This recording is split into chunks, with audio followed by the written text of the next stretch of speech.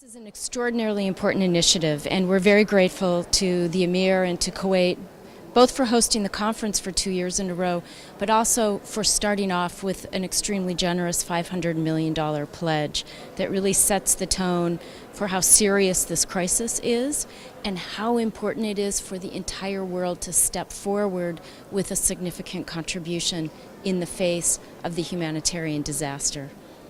Now, the U.S. played a significant role in the first donors conference. Can you shed light on the role that they played this year and the amount of money that they've pledged so far? Yes, we really are extremely committed to providing help for the Syrian people and to stand by them. Our Secretary of State, John Kerry, came this year. We doubled our commitment with the pledge that Secretary Kerry announced this morning of $380 million, and that brings the U.S. contribution since the beginning of the crisis to $1.7 billion. That's roughly half for inside Syria and half for the refugees in the neighboring countries. Now, this conference is timed to coincide with the Geneva II conference next week. Do you think that the close timing of the two helps complement both causes, political and humanitarian? I actually think it's coincidental, the timing. They weren't quite planned that way. However, I do know that as important as all the funding is, it's also very important to have access. If we cannot reach the people in need, then we cannot help the Syrians as much as we all want to. It is unconscionable to use starvation as a weapon of war. As Secretary Kerry said in his comments this morning, we call on all parties to provide the access that we need to help Syrians, some of whom have not received any assistance at all for months and months. So ultimately, you need a political solution. Ultimately, we need the regime to let the humanitarian workers reach the people who are in need. Now, during this conference, the UN is asking for about $6.5 billion in humanitarian aid. But some people of the delegates have been saying it's not just about the numbers, that this conference does more than that. It sort of mobilizes all the different organizations and the representative countries together so that they can work together to reach those people and to reach a solution. Do you think that is, do you feel the same way? Does the U.S. feel the same way?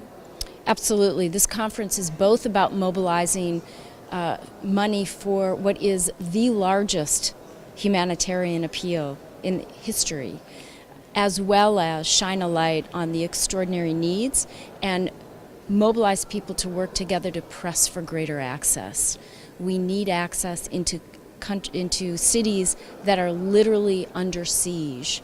250,000 Syrians are under siege, and another more than 2 million people are in highly contested area. These are too many people. Many of them are children. There is an important opportunity with today's conference to shine a light, to mobilize action, and to raise the funds necessary to meet the needs of the Syrian people.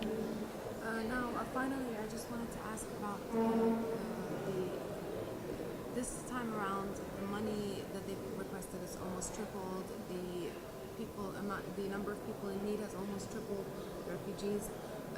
Do you think, first of all, will there be a need for a third conference next year? And if it's already tripled by now, how do you foresee the situation if it comes to be a third conference? Well, what you're pointing out is that as fast as we can increase our assistance, the needs are increasing faster. And this crisis has escalated in ways that are truly horrifying, which underscores how important it is that we reach a political solution to end the suffering. Unfortunately, I think even if we had a solution to this crisis, we might need to come together next year because the rebuilding of Syria will take another long effort. The UN estimates that Syria, in 2 years of crisis, has lost 35 years of development gains. So even once the hostilities end, there will be a very long rebuilding period. Conflict and war is a terrible thing, both for the immediate impact on people and well into the future. Well, once again, we'd just like to thank you for your time. And do you have any final words or comments before we end? Just once again, many thanks to the Emir and to Kuwait for hosting us, for the extraordinarily generous contribution, and for really, I think, expressing what is in the hearts of the Kuwaiti people and what's in the hearts of the American people. We all stand to help the Syrians. Thank you so much. Thank you.